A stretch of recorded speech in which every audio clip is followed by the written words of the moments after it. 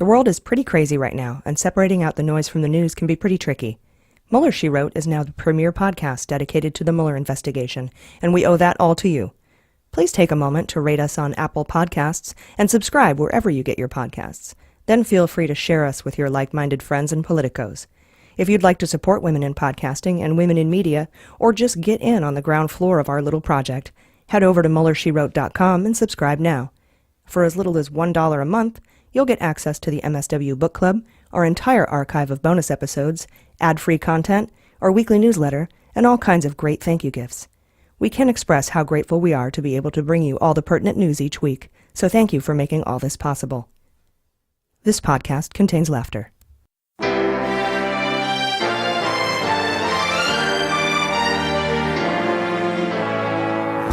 So to be clear, Mr. Trump has no financial relationships with any Russian oligarchs. That's what he said. That's what I said. That's obviously what our position is. I'm not aware of any of those activities. I have been called a surrogate at a time or two in that campaign, and I did not have communications with the Russians. What do I have to get involved with Putin for? I have nothing to do with Putin. I've never spoken to him. I don't know anything about him other than he will respect me. Russia, if you're listening, I hope you're able to find the 30,000 emails that are missing. So, it is political. You're a communist. No, Mr. Green. Communism is just a red herring. Like all members of the oldest profession, I'm a capitalist. Hello, welcome to Mueller, She Wrote. This is the MSW Book Club. We're reviewing A Higher Loyalty by James Comey, and today we're going to be covering Chapter 7. I'm your anonymous host, AG. I work for the federal government, so I have to kind of keep a low profile, and also I don't want to violate the Hatch Act. With me, as always, is Jaleesa Johnson. Hello. And Jordan Coburn. Hello. Hello. Today's chapter is called Confirmation Bias, and who's got the first part here? That's me. All right, right on. Well, let's hit it. All right, so confirmation bias. In April 2004, when Goldsmith was still trying to get the Stellar Wind program sorted out, gross photos from Abu Ghraib leaked. Iraqi detainees were being put into humiliating photos. Angry dogs were being sicked on handcuffed prisoners, and there was just pure torture happening. So the images took a huge toll on Bush's reelection. And with the entire civilized world condemning the actions of the U.S. government in Abu Ghraib, the CIA became concerned about a program of their own. So the U.S. was guilty of beating, starving, humiliating, and nearly drowning captives in 2002 at black sites outside of U.S. territory. So the CIA turned to the DOJ for legality purposes. Basically, they wanted something legal to justify their actions. And in June 2004, 2 months after Abu Ghraib, Goldsmith came to Comey to share his findings on their interrogation program. He spotted problems 6 months earlier and told the IC that they couldn't rely on their earlier legal work. But now that Stellar Wind was fixed, he completed his legal work and knew the Justice Department's explanations couldn't stand. Can I ask a question really quick? Absolutely. IC intelligence community, right? Yes. Yeah. Okay, yeah. Mm-hmm. The 12 or so programs. 17, but 4 biggies. Yeah. Or organizations. Just clarifying for the listeners. Absolutely, yeah. So as with Stellar Wind, the legal basis for the earlier interrogation program was super flawed. He believed the agency was going beyond even what the flawed opinions allowed. It was just another big mess. And with Abu Ghraib, it was all over the media. So this led to another battle in the Bush administration between a secret policy agenda and the rule of law. Okay, so when they say another battle, I think the initial battle they're talking about is what we covered in the last chapters about the CIA enhanced interrogation techniques. Exactly. And them having to try to write legal opinions based on those and feeling like they couldn't. And so that's when they ran over to Ashcroft's dead hospital bed. Yeah, okay. So I just wanted to throw that in there definitely. For a continuance. I appreciate that. So in 1994, Congress decided to define torture differently from how most of us see it. They defined it as the intentional infliction of severe mental or physical pain or suffering, which left a lot up to interpretation. So, like confining someone in a coffin box or chaining someone to the ceiling without sleep for weeks, those are obviously torturous things to do, but the way that Congress chose to define it by saying that the pain must be severe left doors open for judges to say those kinds of activities are not torture. torture. That's like trying to find the legal basis and description for something that's lewd or Yeah, or indecent. I forget what's the fucking word again. It's like it has to follow. No, it has to follow. Yeah, for something that's not. Yeah, I think it's lewd. Yeah, indecent. Yeah, and I mean that's like, does waterboard severely hurt you? No. Wow. Will it fuck you up for life? Yes. Yeah, definitely. So in 2002, after 9/11, the CIA wanted to use physical tactics to coerce prisoners to give up other terrorist leaders, reveal plots, and maybe even save lives. So the CIA asked legal counsel if things like cramped confinement, sleep deprivation, simulated drowning, and waterboarding. Oh God, it's very interesting. The actually, last way they described that. Like, man, that was boring.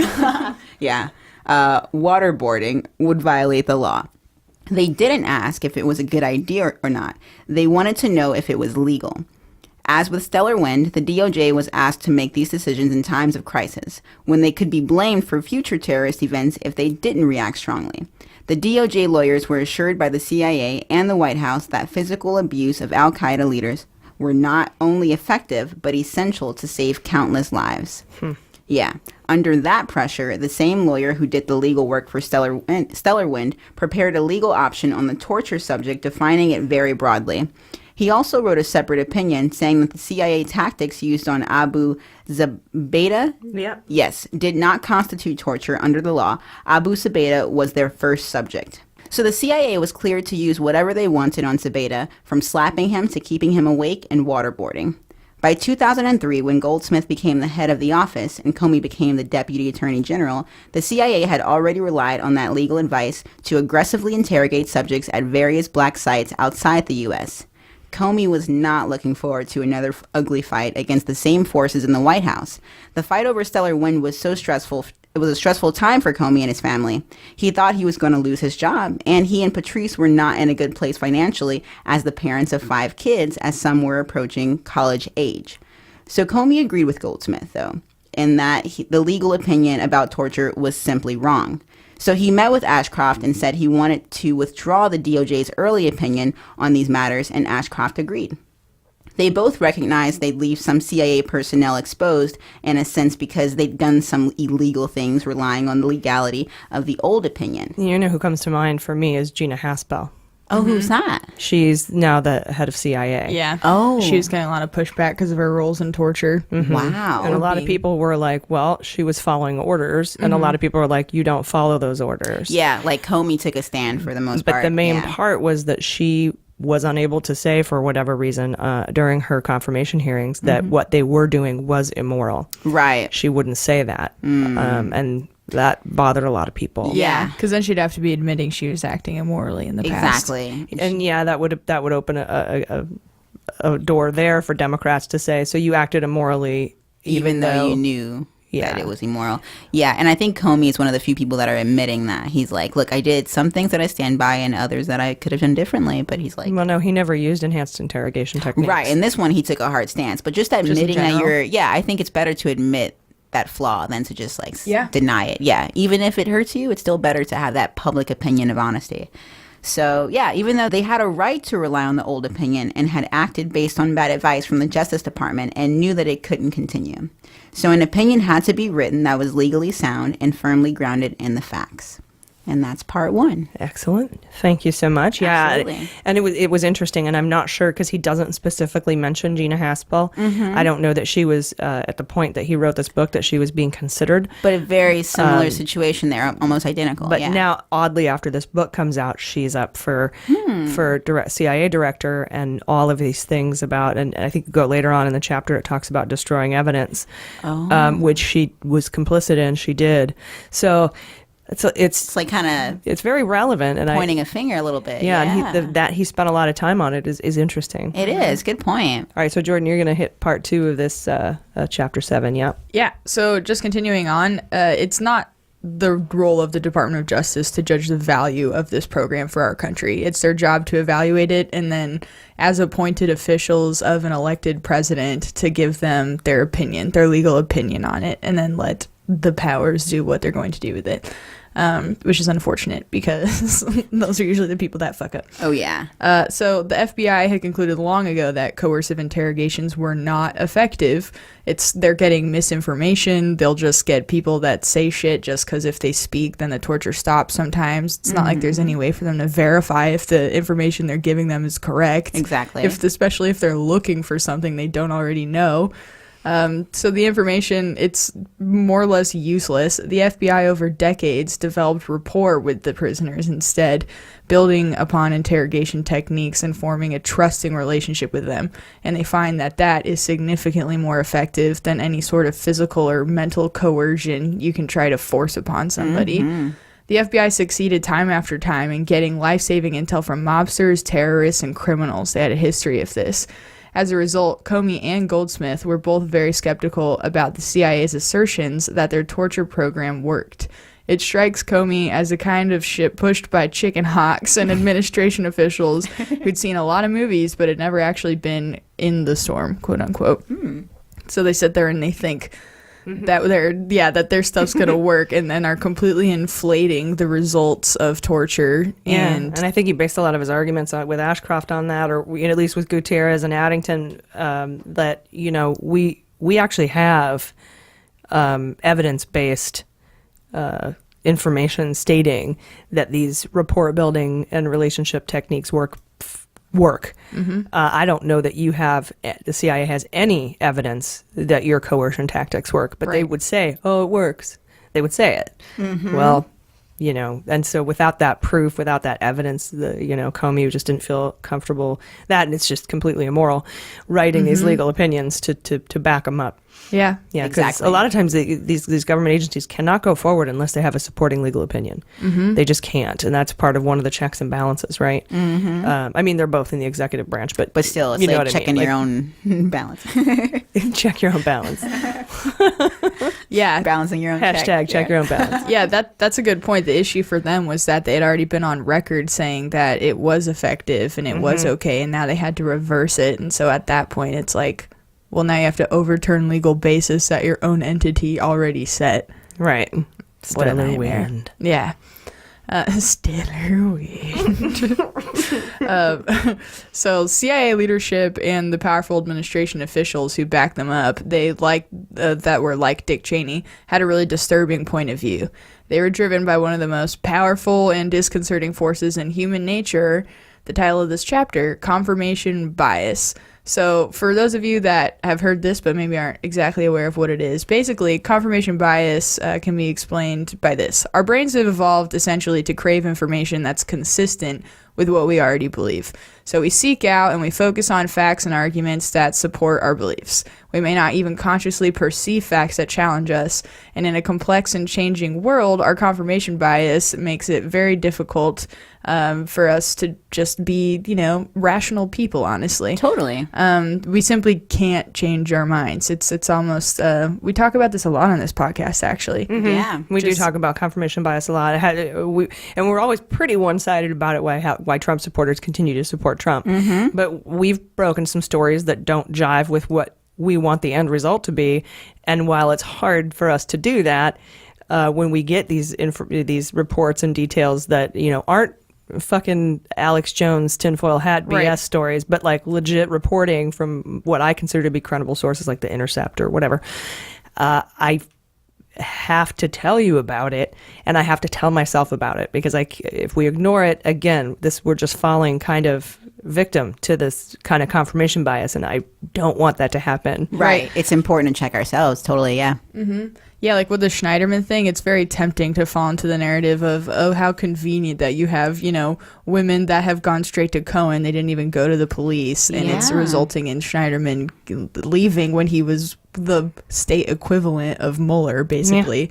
And you can't, though, because these are women that are coming forward saying they're assaulted, and you just can't. But the confirmation, it's like a dual confirmation bias almost, one that's loyal to... But I feel like the difference is I'd rather err on the side of being a good person. Absolutely. Than err on the side of separating children from migrant mothers, or err on the Totally. side of hurting other people, or err on the side of ballooning the deficit, or err on the Yeah. side of enriching my friends. Like, and that's where people who try to make a moral equivalency between the two parties is where I have to put my hand up and say, Right. no. Apples to oranges. a One bit. party, if they're wrong, was at least trying to help people. Yep. Yes. The other party, if they were wrong, was trying to hurt people. Yep. Intentions matter. Totally. And that's why I have a weirdness with moral relativity. Exactly. Is because I'm like, no. Intentions make a difference. Yeah. You are doing bad things, and they're clearly bad. I love that. I've never considered that it's the intentions that make the difference in morality. It's So not- if I'm wrong about this A.G. Schneiderman thing, I stood up for women. If Trump's wrong about, or if a Trump supporter is wrong about Trump's tax cuts, they try to hurt we have people. $1 zillion deficit. Exactly. Wow, great Yeah. point. Yeah. Yeah, I definitely think at a crossroads, I'm always going to go with the explanation or with the action that's going to support people that have been systemically, Disenfranchised, oppressed. or Yeah, oppressed. so in the Schneiderman case, it's women. Yeah. And I mean, ICE, I've never even thought of falling on the other side, but Right. with ICE, it's children and undocumented people. It's just Yeah. I think I'm going to call it erring on the side of humanity. right. Wow. I know, which seems, and this is why No, that's Republicans get amazing. pissed off, right? Because they say that Democrats are like moral superiors. What the Yeah, fuck no, are you you're saying? right. Superiority. Like they practice being superior. It's like when a celebrity makes a but we're charity right. in their name. Like they made a charity. Why is that a problem? Just because they want attention? And It's like- I don't want kids to be ripped away from their mothers. I Right. don't want. I want people to have health care. I'm erring on the side of giving people health care. Right. Yes. And someone's arguing with me, and I'm like, bro, I want your family to have free health care. I want your children to be healthy, and I want you to be Exactly. healthy, and I want you to be happy and live your life To to the me, it's fullest. common sense. Even if you run around seeking Heil and being a racist asshole, I want you to be a healthy racist asshole. right, and have the right to even do that. So too. who's on the Yes. wrong side and who's on the right side? I just know I'm on the side that would rather err on the side of humanity. I love that. Wow. Yeah, I was talking A to my little. memoir. Sorry. I was talking to my little sister. She's 16. She was just talking.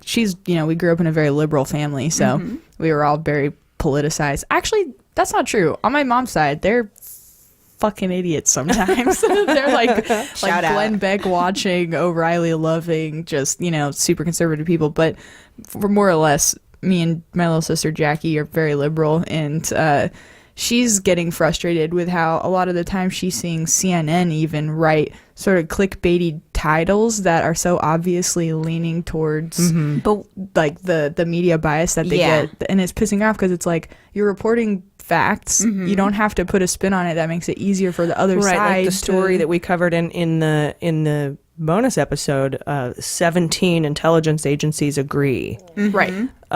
No, they were ahead of the 4 yeah. agreed. The other 17 didn't disagree. And to Right. me, but they really had nothing to do with it. Yeah. So And could it's we like, you not? don't need to do that. Yeah, you 'cause could just say CIA, FBI, NSA agree. Yeah. right. That's Now, big enough. Clickbait. For sure. You're right about it being unnecessary. I think also clickbait in this political sense help them like gather people that aren't necessarily political like nerds, and they would be like, "Oh, this is an interesting article. It gets my attention." I know it's not the most decent and sugar seeming for thing. them. Yeah, But like, I'd rather, instead of you aggrandize it or exaggerate it, maybe just put it into simpler terms. Yes. layman's in order terms. to get the layman in There you that go. aren't the political Good junkies. point. There's Right. no reason to say. I mean, you can say 4 intelligence agencies agree. You're right. That was straight up wrong. Yeah, when they said 17. Yeah, But yeah, there is definitely a problem where the correct news isn't getting out, and in the fact that 51 to 59% Yeah, of like- Americans don't know that any criminality has been discovered in the Mueller investigation. And we're over here, and I can tell you 89, 22, 17. Exactly. Like I can tell you A exactly covfefe of Russians. how many people and what their names are and who's in prison already. Totally. But you have to be invested because the mainstream media is not digging deep. They're too busy being superficial, like you guys are saying. Well, and like Rabia said on our call this week, there's a certain amount of fatigue.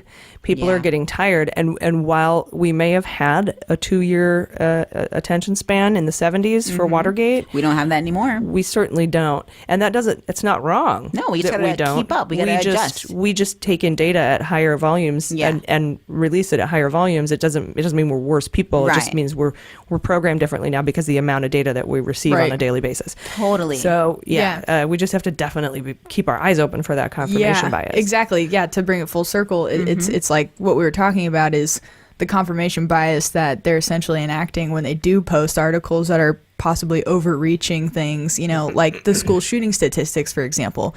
They count things as school shootings where people read it and they think it's like mass shootings or something. But it's just like and then it's like, any sort of any sort of gun violence that could happen. And mass shootings have a specific definition right. You for should public define things discourse. better. Right. You should define that better, consent better. There's all kinds of things I think we don't define well enough. Mm-hmm. And I think that the issue becomes if these are moral arguments and they're based in, morality, you don't need to aggrandize them because you're fundamentally right. You can just report on the facts and feel good about those and operate on that so that we don't have, other people that are able to put it in our face that we're just doing morality and bias facts stuff. Has always been a weird thing to me, but now it makes sense in this context. I'm like, yeah, you're right. It is factual.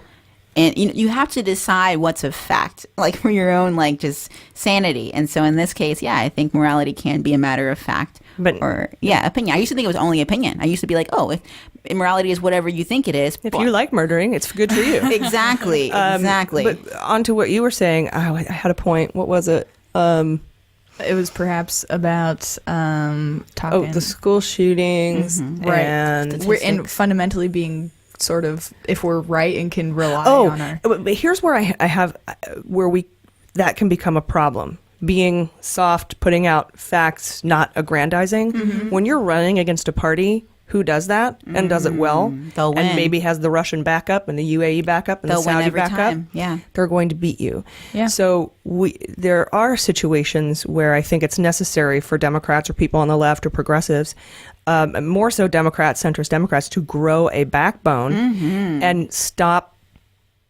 trying to be no more Mr. Nice Guy, right, basically. Play hardball. Yeah. It's just hard to scream goodness and normalcy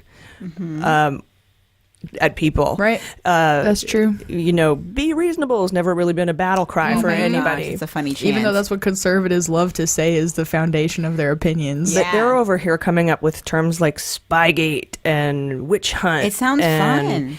And it grabs you. And that's what makes fascism 45 a master marketer. It's what made Hitler a master marketer. Oh, totally. But we have to also get in that game as well. Yes. But for news organizations, I'm 100% with you. Yeah. And luckily we're on the outside of that. So we're going to have our cable news networks that are for that kind of aggrandizement really start marketing the Democratic message or at least a progressive message or however you want to tag yourself, the not Republican message. And not Gary Johnson. So that it does have to be clickbait. It does have to be marketing, and it does have to be aggrandized. Yeah, right. If you're doing it for the right reasons. Yeah, totally. I guess just generally limit the fact that that's what our society has come to. But yeah, you're right. You kind of got to get in the thick of it. It is disappointing. Sometimes. Yeah. So just to bring it back, confirmation bias, we basically can't change our minds. There's more to it than biology also. There's just the politics of it. Wherever there's doubt, it's derided as a weakness, right? So we kind of were talking about this during your segment just now, Jaleesa. If leaders feel a super big pressure to be certain in everything that they do, everything that they say should be 100% supported by everyone. Blind support, really. Yeah, and in a healthy organization, though, doubt's not a weakness, Comey's saying. It's wisdom. There's a quote in the book. It says, people are most dangerous when they're sure their cause is just and their facts are right. Ooh. And I agree, because that's when confirmation bias is in full effect. Yeah, like the more you know you don't know stuff, like that kind of idea, like wise people. The opposite of that. The opposite. Oh, okay, yeah, okay, they're not willing to let anything in that they would consider themselves like maybe not people knowing. who say that's conjecture, but I'm right. Somebody like that, maybe. It might be. But That's it's a nice such a good moment of catchphrase. self-reflection for us. That's true. I'm sure we confirmation bias as fuck, but we do a really good job. I think We reflect on it. You think Alex Jones is ever like, wait, am I being too biased right now, listeners? There's gay frogs you have to deal with. Yeah, that's how I was born. Yeah. I'm not a gay frog. I'm a gay lizard. Oh God. Okay. So our modern culture makes it incredibly hard for leaders to express any sort of humanity and, right, or doubt. Yeah, exactly. Admitting doubt or error is career suicide now, essentially. It's a shame. It really is. It's crazy. Yeah. There's a quote in the book here. It says, "Imagine supporting a leader who, as he finished his time at the helm, told us he thought he didn't do anything intentionally wrong. He was sure that he had made many mistakes and prayed that his mistakes didn't hurt people and hoped we would forgive and forget the times that he was incompetent. That weakling would have been run out of town on a rail." Yeah. Especially saying it like that would be terrible. Yeah, but do you know who said it? Oh, no, I don't. It was George Washington. Yeah.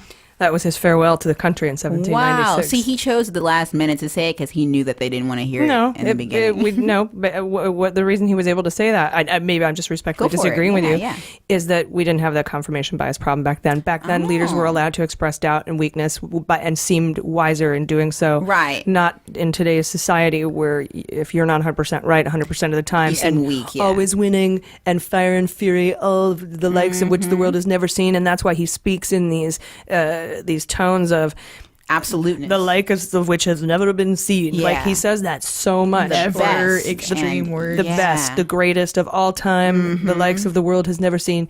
And that's the opposite of what you think used to be a healthy organization and a good leader too. and somebody who has wisdom and doubt like George Washington. You're totally right. I agree. And I also think it's that he was on his way out. I think it's both. I think he knew because he was leaving. He was also just known to be morally super sound, I guess. Yeah.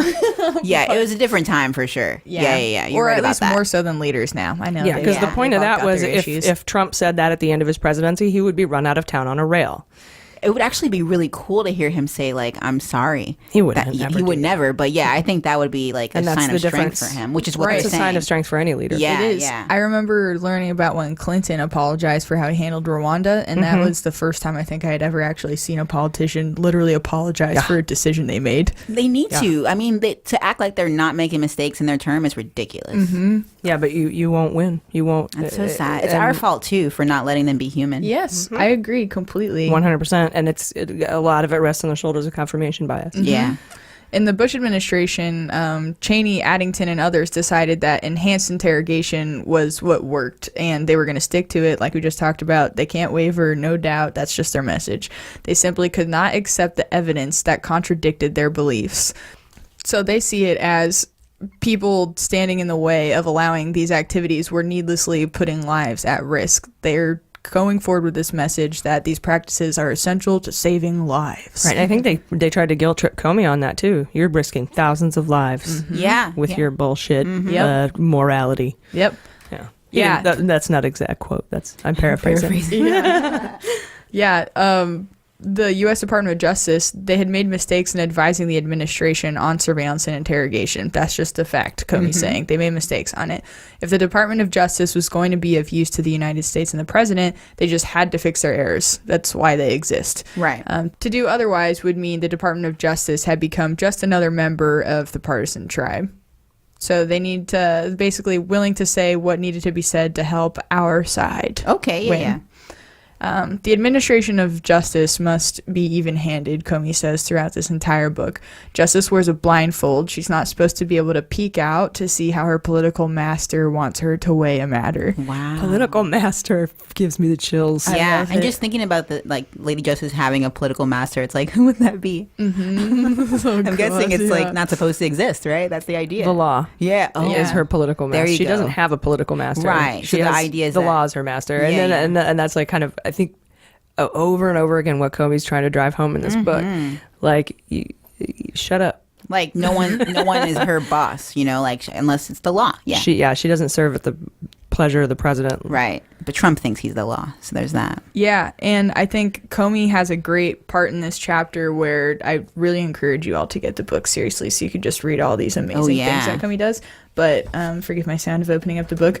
But he describes the relationship of the Department of Justice and the political world as turbulent waters, where it's where turbulent waters and the placid waters of the apolitical meet. And the Department of Justice essentially is at that point where this serenity is meeting this chaos, basically. And he says that their job is to respond to the political imperatives of the president and the voters who elected him, while also protecting the apolitical work of the thousands of agents, prosecutors, and staff who make up the bulk of the institution. So long as the leaders understand the turbulence, they can find their footing. And then I really like this quote. Its independent role, it's being the Department of Justice, its independent role in American life has been lost, and the guardians of justice have drowned. Oh, snap. Oh, chills when I read that. And waterboarded. The systematic chipping away of faith in the justice system perpetrated by the president. And it's been a long time coming. I think Chris Clue mentioned how, like, the fall of an empire, so to speak, in our last episode, it, like, takes a couple hundred years. And so now we're at a point where I feel like all of this is just kind of pointing towards, if we don't do something dramatic, we're kind of in decline as a country. We'll go the way of Rome. Yeah, totally. Oh, God. Oh, no. Yeah, and he mentioned several of the all the Asian civilizations. dynasties. But yeah, 400, 500 years is the max. And we're halfway through it, and it's showing that we're in the last half. England's going strong. They are. I was You know gonna what? say, Good point. I feel maybe we could follow Europe's. Must be the healthcare. We can change our fate. Yeah, I don't free feel doomed. It's like, chill out, get a doctor. Sane. Yeah, have an apple. It's true. If you Go don't to get have him some mental things, health help. you fucking go crazy. Yeah, Just yeah. trying, like, the mad Trying to grab get for it. resources. Exactly. Canada would outlive us. They're chill as fuck. If politics is who gets what, when, and how, then that is what politics is. my government teacher in high school Dude, first defined very it as good that. It was very definition. helpful. Yeah. So yeah, it's a mad grab if you don't have a good system. So sorry, I'm gonna finish up this chapter. No, that's great. Go ahead. Thank you for letting us digress into conversation. So one evening in spring of 2004, Patrice, Comey's wife, looks at him, and she knew that something was weighing him down. She'd seen all the media coverage about the treatment of captives, and she said to him that torture is wrong. Don't be the torture guy. Comey says, "What? You know I can't talk about that stuff. I don't want to talk about it," she says. "Just don't be the torture guy."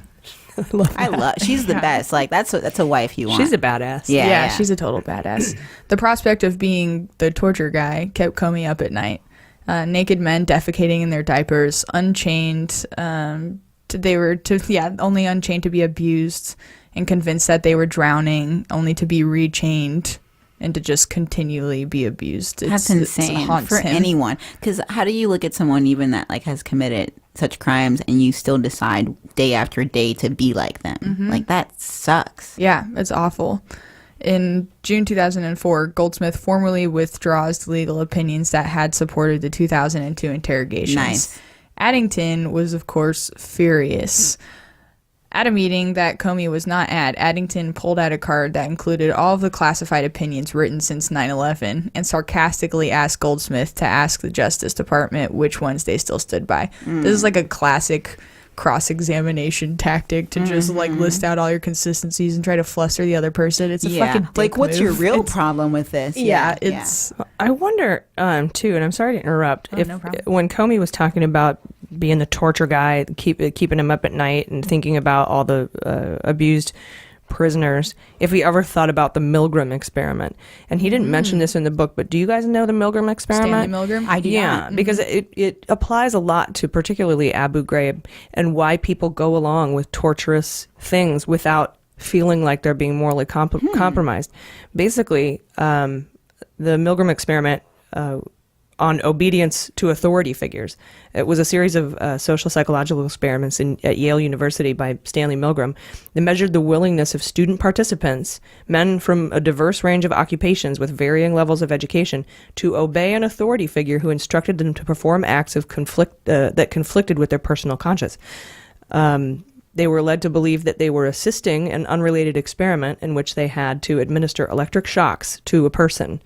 But they were fake electric shocks, but they would gradually increase to levels that would have been fatal had they been real. And they could hear the screams of the person they were shocking, yet they continued to do it. And they were fake screams? Yeah. Yeah. Okay, There's like good. actors being like, That's incredible. So just the psychological aspect alone made them willing to do it. Yeah, apparently a very high proportion of men would fully obey the instructions, albeit reluctantly.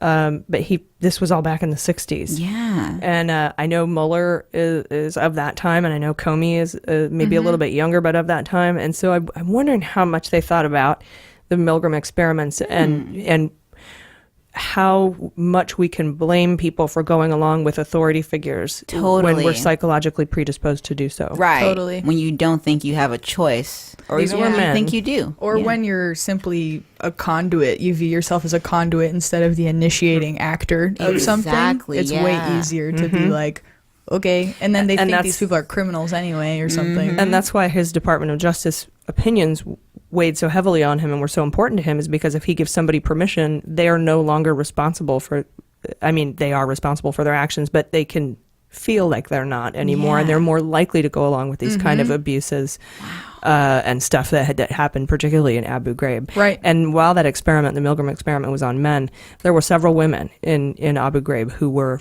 found to be participating in this awful, horrible torture. And I'm waiting on psychological profiles and experiments, or at least some qualitative studies on why they did that. Yeah. Because Oh I know my they didn't gosh. want to, Yeah. but they did it, and they were smiling while they did it. Oh. It's scary. You don't It think is they wanted scary. to? You think they were brainwashed or something like that? Well, there's a psychological predisposition to, when you're allowed by authority figures or told by authority figures and allowed by the law to do something, you do it. And you smile? Damn. Well, yeah, there were some people getting a little carried away. Yeah, but there's I also- wonder. Yeah. Go ahead. There's also like Philip Zimbardo's experiments of the prisoner. They got like a group of people that were supposed to play prisoners, and then a group of people that are supposed to play the guards. Oh, yeah. I've And- heard about that yeah, one. and they, And the like- guards went crazy. Yes, they get crazy. They get like super, assholey. They got and- realistic. Yeah, and the prisoners are getting totally screwed over, right? And so then they switch the groups, and then they see how easily it was for the prisoners to turn into the dick guards. Even though they were just and do there. yeah. And that's what blows me away about what happened in Ukraine after Yanukovych fled to Moscow. When they went into his property and looked around, they didn't destroy anything. They didn't loot anything. They didn't turn around and become the dick guards. Dick guards. And condoms. yeah, patent pending. athletic cups.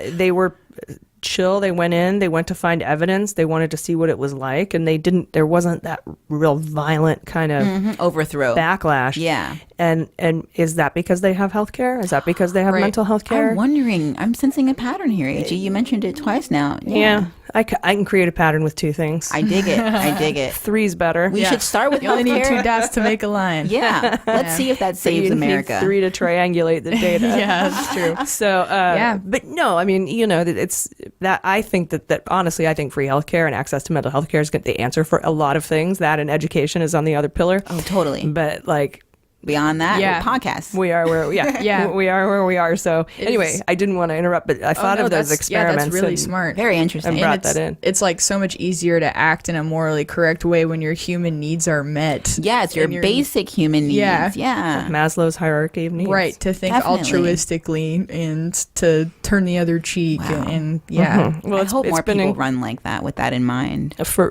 me, it's been incredibly easy for me to be a more philanthropic and a person, more of a helpful person, somebody who serves other people, dedicates my life to service, because I got 2 free college degrees and I have free healthcare for life. So you see the benefit, you live to benefit. I yeah. want everyone to have that, It's so that they amazing. don't. So that's not taking up 80% of your brain worrying about being sick, becoming sick, going bankrupt, job, all that stuff. Yeah, you Yeah, know, you get once stuck those- in a cycle of Yeah. trauma. It's so and I funny. think we need to move up that bottom level of the triangle on Maslow's hierarchy of need to include those types of things. Absolutely. For sure. Go for it. Yeah, yeah. Oh, yeah. Well, I was just going to continue on. So if you want to Oh, say something about the I was just conversation. going to say, yeah, it just made me think of that Kanye quote that I was telling you about the other day. It's like having money is not everything, not having it is. So some rich people or, people in power think, oh, they just want everything. It's like, no, we just want enough. We just want to live. And then we can discuss other stuff. But people think that you want like a mile because you're asking for an inch, but that inch is everything. The mile is bonus, like that's not necessary. The opinions of Kanye West are not necessarily the opinions of MuellerSheWrote.com, AG, or Jordan Coburn. Oh my God, I love it. Very good point. Thank you, AG. You keep bringing up Kanye every day, and I'm like... You know, he's like Trump. Every now and then he's got a little bit of genius, but most of it is all ego. You're right. Yeah. You're killing me, Smalls. I'm so sorry. It's okay. Hey, you know what? Doubt is wisdom, and bringing in other people's perspectives, no matter how much you hate them and how idiotic they are, is important. You're right. So that's what we're doing here. Thank you. Although, like I said, the opinions of Kanye West are not necessarily the opinions of Mueller. We need that disclaimer. Yes. We do. Not saying who said it. I do think that is a very astute observation. It is true. It's how I feel too. It's I'm sure he just wasn't in the my first. life. You know? Yeah. It's like, I don't want to live my life for the purpose of giving money, but at a certain point, if I don't have money, I have to live my life in a way just to not have money. Exactly. Yeah. It's just that basic thing. Yeah. So Comey assured Goldsmith that Addington's anger is always a good indicator that they're on the right path. Just a little reminder, we're talking about Goldsmith formally withdrawing the legal opinions. Oh, yeah, that pissed off supported. Addington. So Addington is very pissed off about that. Addington, who's a bully, spoke to Philbin privately and said that based on this and the episode with Stellar Wind, he believed that Philbin violated his oath to support and defend the Constitution. Jesus. So much extreme language. Yeah. He suggested that it gets worse. He suggested that Philbin resigns and vowed that he would personally see to it that he was never promoted anywhere else in the government. Wow. I just love to create all of the superlatives or tally all the superlatives that they use. Never, anywhere, Always, everything, maybe. like the world has never seen. You like the world's never seen. Witch hunt. Yeah, they just live in clickbait. Goldsmith was a step ahead of Philbin, however, and when he withdrew the legal opinions on interrogation, he said he was resigning to return to academia. He had had enough as it was. Working the new interrogation advice would fall to Dan Levin. Is it Levine? I think it's Or Levin? Levin sounds right. I think it's 11. Okay, I think it's Levin too. So Levin was gifted and careful, very careful, with a dark sense of humor. Kind of reminds me of Mueller. Yeah. In an earlier role supporting Mueller at the FBI, Levin was referred to as the funeral director. Yeah, Mueller was the chipper one. Yeah, that's funny. That gives you an idea of Levin, Yeah, right? Next I like door, that. he's the funeral director. But Levin really throws himself into reworking the legal guidance on this interrogation program. This is hardcore, what I'm about to say. Levin actually underwent waterboarding himself to understand it better. Whoa. Yeah. Like spraying yourself with pepper spray Exactly. times 1,000. Exactly. Oh my goodness. Well, he didn't do it to you. You can't do it to yourself. Right, It's one of right. those tickling things. Yeah, I've heard that cops do that with pepper spray, so it made me think of that. Yeah, but he went and under, in the that's a good comparison because when in the military we all have to go in with our gas masks on into a room full with tear gas, and then we have to take our masks off and stand there for I think 3 minutes. Yeah, goodness. Matt I Bird had no told me idea. about that and once. then we're allowed to leave. Wow. It's crazy. Dramatic cat Podcast. piano playing. The podcasts are playing the piano today for you in the background. I'm not sure if you can hear it. We thanks to our listeners, thanks to our you guys, our patrons, we have some very sophisticated microphones now, and you might be picking up podcasts on the keys. Yeah. I just imagine your husband AG trying to recreate that viral cat playing the piano video. Keyboard cat. That's amazing. So Levin, who actually undergoes waterboarding, later tells Comey that this was the worst experience of his life. Oh my goodness. Fast forward to December 2004, Levin and the Office of Legal Counsel finished the interrogation opinion. It was really impressive, careful, and thoughtful, Comey remarks. Tethered tightly to the CIA's information on how the program worked, so they can't complain much about it not being based in fact.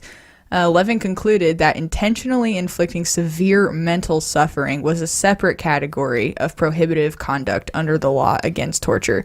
This is a huge deal because the previous laws only focused on physical pain. Mm-hmm. The accumulation of the CIA techniques could quickly become illegal because mental suffering was a broad category. Yeah. So taking a naked, cold, severely sleep-deprived, and calorie-deprived person, slamming him against a wall, putting him in stress positions, slapping him around, waterboarding him, and then sticking him inside a small box could easily produce great mental suffering, especially if repeated. Oh, right, really? and those are the cumulative effects of that, where any one of those things individually wouldn't be necessarily torture, but because he added this mental issue, severe mental distress part to the law, now when you stack them up like that, Yes. they create the mental, which Like is what the obstruction of torture justice. was. Yeah, it's like you just add all the little dots. And yeah. so now it's a cumulative effect of all of these separate small things that aren't necessarily Makes a new torture on their crime. own makes torture. Yeah, which is, I think, the way it should be. I mean, For sure. It's maybe kind of even crazy to before think that individually Yeah, those things wouldn't count. that was Yeah. a pioneering thought. I'm all, really? That's Yeah. The it's a government great is idea. tricky with their lawmaking. Like, that's why it's so powerful. They Yeah. can just,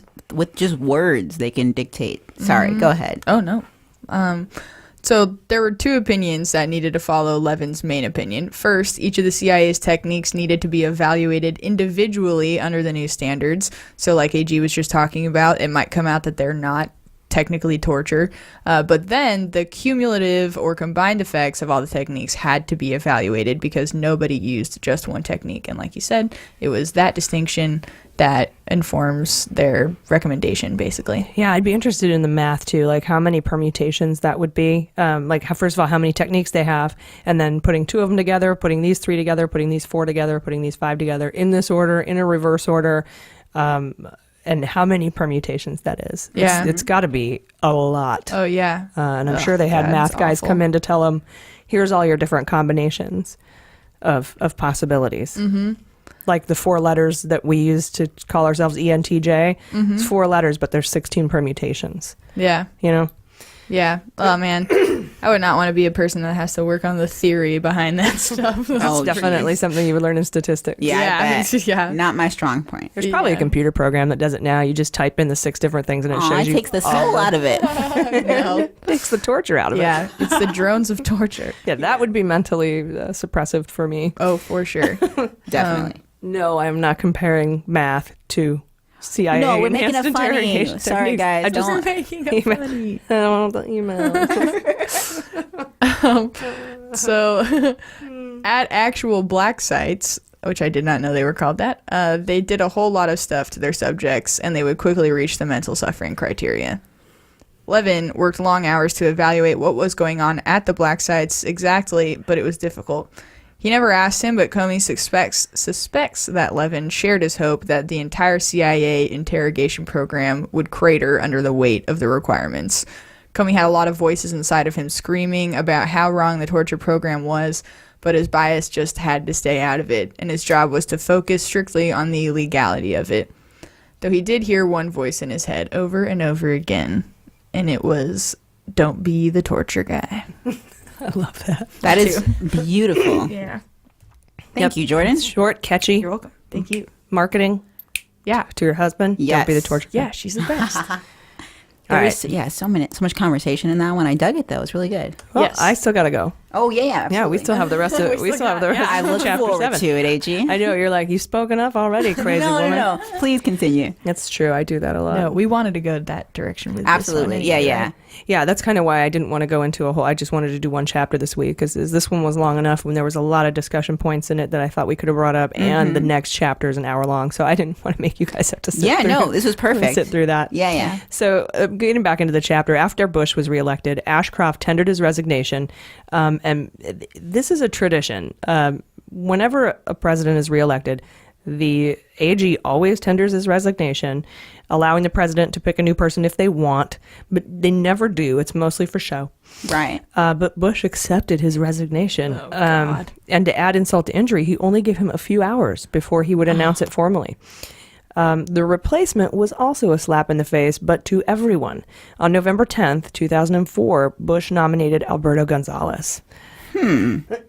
That's one of the lawyers who Yeah, was being showed an up at the asshole. Oh Deathbed. no. That's one of the ones who tried to trick Ashcroft. And Yeah, I was when going he to say that sick. name didn't ring a bell, but I remember the douche personality. I Yeah. remember the douche personality. Yeah, they might not remember your name, but they'll remember how it made you feel. Alberto Gonzales. Alberto Gonzales. He's the one who actively opposed Comey on the rule of law. Comey said that this was, quote, this was an age-old presidential mistake. The same mistake he would try to warn Trump about. Problems often come up from justice, so people think that they'll benefit if they put one of their guys as the AG, but it always like backfires. It almost Interesting. always makes things worse to have one of your guys in Right. there. Because people assume you're just having that confirmation bias Oh, it just circle all looks the bad. time. Yeah, it's just Yeah. a feedback loop of what you want. Gonzalez called Comey to say that he looked forward to working with him and that he hoped that he would stay. Comey congratulated him and said he looked forward to working with him too. He was the AG and Comey wanted him to succeed. But then Comey said, quote, "It's not that he was evil. It was that he was weak." Aw. Like, dang. Which isn't Comey. worse, but it's just not good for the job. Dang. Yeah, damn. He could be easily overmatched by Addington and Cheney and their view that terrorism justified stretching or breaking the written law. Okay, I see what you mean. Yeah, so he's like, just to say, I wanted him to do well. It's not that he was evil. It's just that he was weak. Like you think he's going to say something nice. But Yeah. it doesn't. It just comes back and said He keeps it real. Yeah. Yeah. And he's using weak correctly as Yes. opposed to the expressing doubt being weak. Exactly. Right. That means, overmatched by Addington and Cheney. That's his weakness. And just like you said, that whole feedback loop of what you want to hear over and over. Comey found out later that Bush told Gonzalez to call Comey. He didn't call him by himself. Comey didn't know it, but because of what he knew and witnessed in the Ashcroft hospital room, Comey was viewed as somewhat of a loaded gun in the eyes of the White House. Oh my gosh. One that could go off at any moment, so they handled him with care. Yeah, Comey's a loose cannon. Yeah. Well, because I know, in comparison to them. He was going to run to Ashcroft's bed and do that stuff. Yeah. But Comey knew he didn't want to serve as Gonzalez's deputy attorney general. So in spring 2005, Comey announced his retirement. The new AG would want his own deputy anyway. And without Ashcroft, Comey didn't have the stomach for doing this battle again. So he resigned effective August that year, 2005. Wow. As he was leaving, Cheney kept leaning on Gonzalez to give him the two opinions he needed on interrogation. In addition to the new attorney general, the leader of the legal council was new. It's a bright guy named Steve Bradbury. Steve wanted to be formally nominated, and he was being pushed by Cheney to give him the opinions he wanted. So Philbin and Comey were disappointed that his opinions were broad, they were untethered to case law, and super irresponsible. They asked Bradbury to consider a recent case of someone who had been interrogated by the CIA. Comey and Philbin knew of a terrorist that had been in CIA custody and whose interrogation was finished, and they suggested Bradbury describe precisely what had been done to that captive, and then offer an opinion as to whether that actual real-world combination of actions crossed the legal threshold. It so happened that the stuff that was done to this particular guy would not have added up to enough to cross the threshold, according to Comey. But that wasn't what Cheney wanted. Cheney didn't want a real-life scenario. Cheney wanted Bradbury to rule on hypothetical situations, a typical interrogation, not what the CIA was actually doing to real human beings. So even though he was handing him a case study that he could describe and it would have met the legal threshold or not have met the legal threshold of torture, Cheney still just wanted a broad hypothetical that he could apply all sorts of different things to. Exactly. Sounds like Cheney. Yeah. So Comey met with Gonzalez to explain how irresponsible he thought this was, to write an opinion on a hypothetical. And he immediately saw the difference between the AG that he respected and his replacement, between Gonzalez and Ashcroft. Yeah.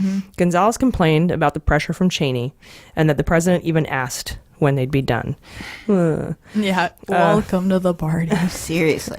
Yeah, so I'm going to give up my morality because I feel pressure. And Comey said he understood the pressure, but there were no prototypical interrogations. There's no such thing.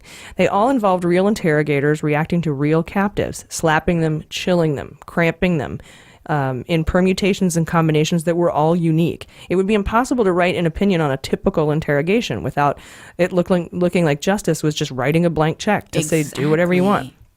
So someday when this all came out, it would look like you caved to the White House pressures and done something we'd all regret. Comey knew that the threat of bad headlines was a good way to get someone's attention in Washington. All shallow, He's like, this is going to come out later. You're going to look like a dick. Gonzalez agreed with Comey as though he'd never thought of that before. He instructed him to work with Bradbury to restructure the approach, and Comey was relieved for a minute because the next night, Comey talked to Gonzalez's chief of staff, who told him the opinions were to be formalized and sent the next day. 0 time. So Comey said to the AG, Comey said that the AG told him the opposite the day before, but the chief of staff said things had changed. So what a coward, not being able to call him and tell him himself. Seriously. Right. Flip-floppy. Yeah. I lied to you. I'm not going to call you and tell you I did. I'm going to have my chief of staff do it. Sounds like somebody who doesn't fire people in person. Exactly. Yeah. Brad, by text message. Or Twitter. Oh, yeah. Yeah, or phone call from John Kelly. Bradbury finalized and signed both opinions. A week later, the White House started the background check process needed to nominate Bradbury as the assistant AG, and the legal battle was over. Comey felt free to do something he hadn't done before, since he wasn't a lawyer on the case anymore. He went to the AG, Gonzalez, to seek permission to request a policy review of the entire program by the National Security Council. And typically, that would lead to a full review by the Security Council's Deputy Committee, of which Comey was a member, along with other relevant deputies from different cabinets. They'd frequently hash out details before their bosses got them, and Comey felt he could make his case in that setting. Don't be the torture guy, right? Yeah. Now, unfortunately, the policy discussion on torture was elevated from the Deputies Committee to the Principals Committee, comprised of the top leadership of the major defense and intelligence agencies like the Secretary of Defense, Secretary of State, CIA Director, and Attorney General, meaning Comey and his team had to prep Gonzalez to speak on their behalf. So nobody else from Justice was allowed to go with him. So Philbin and Comey sat down with Gonzalez to prep him for the May 31st, 2005 policy discussion. And then Comey goes, oh boy. He's just such a dad. I love it. Quit farting around. Gonzalez said Condoleezza Rice, at that point was the Secretary of State, was not interested in discussions on the details. Rice believed, quote, if justice says it's legal and the CIA says it's effective, that ends it.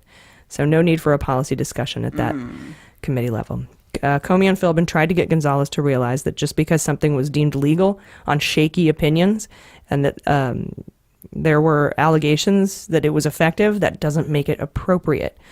Comey reminded him that someday these interrogation methods and his shaky legal opinions would all become public. Comey said, quote, I hear there's even a videotape of these interrogations, and that would reflect very poorly on the country. And again, that makes me wonder if this isn't what prompted Bush to contact that CIA lady, Gina Haspel, and have her destroy the tapes on torture. Whoa. Then Comey showed Gonzalez a note card he'd compiled with a list of things that could be done to another human being under the legal opinion currently written by Gonzalez and Bradbury. Comey painted a picture of a human being standing naked for days in a cold room with his hands chained overhead to the ceiling, defecating and urinating in a diaper, engulfed in deafening heavy metal music, and spending hours under a constant bright light. He's then unchained to be slapped in the face and abdomen. He's slammed against a wall, sprayed with cold water. Then, even though weak from severely reduced calorie liquid diets, he's made to stand and do squats in positions that put extreme stress on his muscles and tendons. And when he can't move any longer, he'll be put in a coffin box for hours before being returned to his ceiling chains. And in special cases, he might be waterboarded. Oh, my goodness. That's what this is, Comey said. And the details matter. I'm sorry, I'm choking up. I can't even imagine doing this to another human person. Comey wanted all the principals to stare at the card. And Gonzalez thanked him and asked Comey if he could keep the card and use it at the meeting. So Comey left and hoped that he'd listen. And later in a meeting, Gonzalez would tell Comey, unprompted, that he brought the stuff up in that meeting, but all the principals supported the current policy and all parts of it. So no policy changes were made. The CIA enhanced interrogations could continue. Human beings in the custody of the United States government would be subject to horrible treatment. Quote, and I never got my card back. And I want my pink shirt back.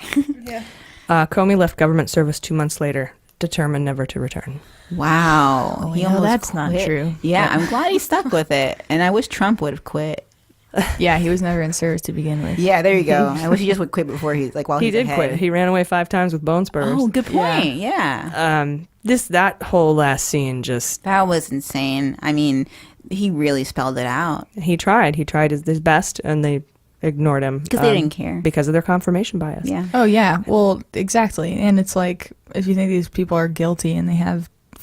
whatever, they can justify violence. Republicans have been justifying violence for... But Comey knew for decades of developing interrogation techniques in the FBI that those are not... they're useless techniques, and they got what they needed by building a rapport. Yeah. and trusting relationships with the people they were interrogating, their captives. They caught mobsters. They brought down the Gotti family. They brought down the Gambino family. Right. They brought down.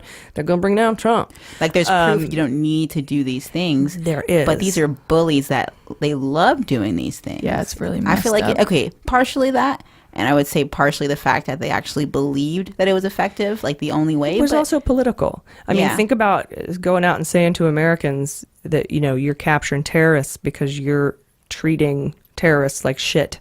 That's going to get a lot of the kind of voters totally you want right. to support you. And then you get a world where Muslims are just so, treated the way they are now. Yeah. Right. That's how it happens. Yeah, people that are serving over in Iraq and Afghanistan or have, it's like labeling, the brown people that live over there as these beasts, basically, That need to to be justify captured. what they have to do over there. I mean, most people who've served in combat, and this isn't all veterans, because combat, I think less than 2% of veterans are combat veterans, who've served alongside people in the Middle East, in Iraq and Afghanistan, OEF, OIF, OND, in the first Gulf War, etc. And they have translators and people who they work with in the Iraqi army and like allies. Yeah, they don't have that bias against Right. Muslims. But your average American that's protected by these people. Yeah, your average American who thinks they were in the military and supports the military and wants you to stand during the national and congratulate anthem you for a Purple and Heart. wants a torture program, they think that that they deserve to be absolutely shit on and treated this way. And that's not the case. And most of the veterans I know are like, that's just the most fucked up shit. That's why I feel like wish we're I getting had what that we deserve. experience. I don't, unfortunately. The people that I know, calling this is like such a horrible term, but goat effers. Yeah. Have you heard that before? Totally. Only in Ireland. Oh, really? Strangely enough, the less brown country. Yeah, this is I don't want to name who it is. But in it's my out there. life, People but, say it. But yeah, it's like they're a combat, active duty combat Marine. Oh, this person was in combat? Yeah, I've heard these Yeah. people too. It's not the majority. I would imagine that most people that have been through this and are actually affected by it, they would know better. But yeah, I've heard these people who feel that way and are in the military. Yeah, and that's what really sucks. But I think, I trust your experience. Yeah, it with only makes sense The that- general.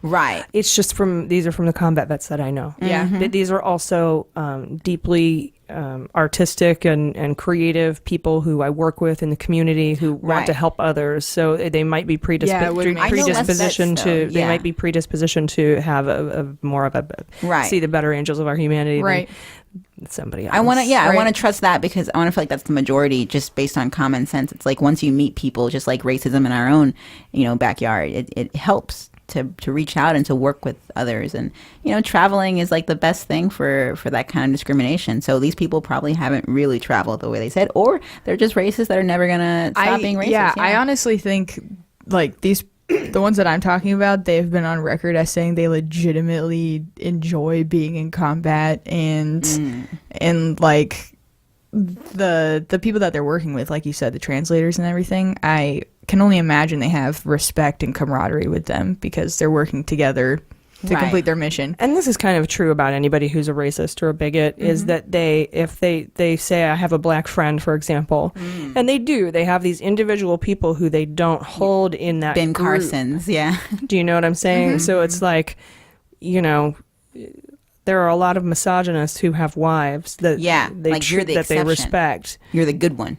But they still have that whole bias you're against totally an entire right. group of people. That's why that whole I have a black friend thing doesn't fucking fly with me. It should not. Yeah. It's like, really? That's your argument? Yeah. Yeah, do better. You live Do in better Harlem. than that. Right. Yeah. You don't have to say it if it's true. Like, if you have to say I'm not a racist, like, maybe your actions aren't showing that. Yeah. And I think the fact that I even know that they say that and they feel that strongly against these people in general is a bad sign, just in terms of, what Comey's saying, when that gets out, that's going to look bad. That looks horrible. Totally. Yeah. To know that there are people that are actually saying that and are super racist. Like, it breaks my heart just for the legitimacy of their work and they're still and what is it about you that you don't want to help them? Racism is a good thing to break down what I haven't figured it out. Obviously, I'm just I would love to think that it could end someday, but a part of me feels like no matter what shade, if we're all shades of brown, then they'll find different shades of brown to make fun of. Or well, they do it within the black community. Yes, black people slaves who are light skinned, black slaves. Yeah, there's all kinds. No, I mean people who are light skinned black versus dark skinned black. Oh, totally. Yeah, more modern. It's in the gay racism. community. People who are more gay than the gay person. Yeah. In we just want to close that margin. I think is the goal. There may be one racist in every civilization, but if we can just make them that one weirdo and not 1,000 KKK members or something, we need to not make it sanctioned by the government. First of all, yes, we need to not have a president that supports it. Exactly, and we need to make it embarrassing and shameful to be that way overtly. Yep. That's it. We're always, all the time, no matter what, until the end of time, going to have implicit bias and implicit prejudice, and we just need to recognize it and cope with it and deal with it and set up fail-safe so that we don't act upon it or so that we don't discriminate. But for overt racist assholes, it needs to be not sanctioned by the government, and it needs to be embarrassing and disgusting. Draw a hard line. Yeah. And I will stomp a Nazi's face. I don't care. I'll do it too. Oh, yeah. So don't. Yeah, I'm pretty around me, non-pacifist when it comes to that stuff. Yeah, I will not I'll be punch a Richard snowflake Spencer in in that. With the your face. Doc Martens and your black laces. I just don't have time for it. Black and white laces. Yeah, there's the racism. No, I'm not going to go out like I did in high school and go to punk shows and try to find Nazis and beat them up. I'm a little old for that. Yeah. But I am going to, wherever I see racism or misogyny or sexism, I am going to call it out and I'm going to embarrass that person. Yeah, homophobia, Islamophobia. I think they're just beyond embarrassment, though. I think they're just not because of capable of Trump. feeling shame. They used to. And that's a big part of it, too. Yeah. But I had a deeper conversation with this person too, and it's they love helping the children over there, for example, but people that are adults that are over there, they just assume that if they have any part in any of the violence, then they just reduce them to barbaric beasts. does this person know that children become adults? Or that children can be a part of it too. If they can see the good in the kids that are sometimes in these organizations that are violent, then they can see the good in an adult, but they're choosing not to. It's very I think it's more so the civilian versus part of the You're right. If they saw a kid with a bazooka, they'd probably be like, well, you're not one of my favorites. Yeah, or if your only exposure to it is them cutting off your friend's head or shooting your buddy. Exactly. That's where I think it ultimately stems from, not them just being overtly racist, but the result of it is that they're being overtly racist, and you have the American people that are looking to this people to uphold our values as a country. Well, I wish they realized that was connected to religion and not skin color. Yeah. Yeah. But that's a whole other discussion. Yeah. You guys, this has been an awesome episode. I'm glad we left time. I'm glad we only did one chapter. I'm glad we left time for a lot of that discussion. I think we got a lot of scientific research in there. Yeah, we did. A lot of social. I think we solved racism and ended world hunger. Yeah, and had a Kanye quote. Yeah, we slipped it in there. I think now the Palestinian two-state solution is finished. There you go. We're set. Yes. Okay. Nice job. All in a day's Thank work. you. Yeah, you're welcome, everyone. High five. Anyway, seriously, this has been a great episode. Thank you so much. Thank you for being a patron. You are seriously making everything work here. Yeah. It wouldn't work without you. So we really appreciate it.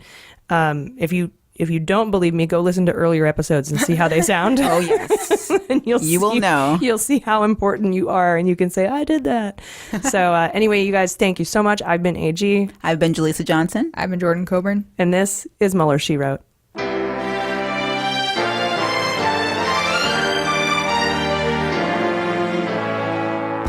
Mueller, She Wrote is produced and engineered by AG with editing and logo design by Jaleesa Johnson. Market consulting by Amanda Reeder at Unicorn Creative. Our digital media director and subscriber managers are Jordan Coburn and Sarah Hirschberger Valencia. Our partners are fastgrass.org and joysteaspoon.com. Fact-checking and research by AG with support from Jaleesa Johnson and Jordan Coburn. Mueller, She Wrote staff includes AG, Jaleesa Johnson, Jordan Coburn, Sarah Hirschberger Valencia, Jesse Egan, and Sarah Lee Steiner. Our web design and branding are by Joelle Reeder with Moxie Design Studios, and our website is MuellerSheWrote.com.